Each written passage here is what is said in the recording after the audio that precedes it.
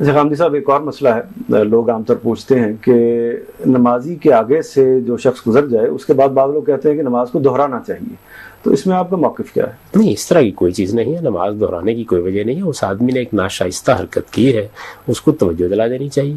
اور اگر وہ سجدے کی جگہ کے درمیان میں سے گزر رہا ہے تو آپ اس کو ہاتھ سے روک بھی سکتے ہیں، ہاتھ سے روک توجہ بھی دلا سکتے ہیں، نماز کے دوران میں بھی روک سکتے ہیں، اس لیے کہ یہ نماز کے آداب کے خلاف ہے. سجدے کی جگہ کے درمیان میں سے کسی حال میں نہیں گزرنا چاہیے، الا یہ کہ کوئی بڑی ناگزیر صورت پیش آ جائے.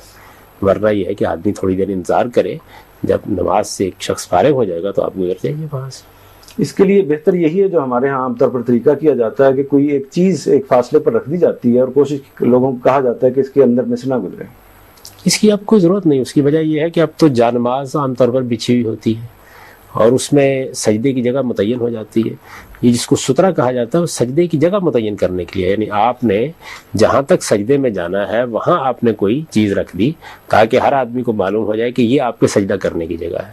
تو سجدہ کرنے کی جگہ آپ کسی تیر سے متعین کر لیں، آپ کسی کرسی سے متعین کر لیں، آپ کوئی چیز رکھ کے متعین کر لیں، آپ جانماز سے متعین کر لیں. اب جب جانماز بچھی ہوتی ہے، یہ سب بچھی ہوتی ہے، تو اس میں پہلے سے معلوم ہوتا ہے، ہر دیکھنے والے کو معلوم ہوتا ہے کہ یہ سجدے کی جگہ ہے.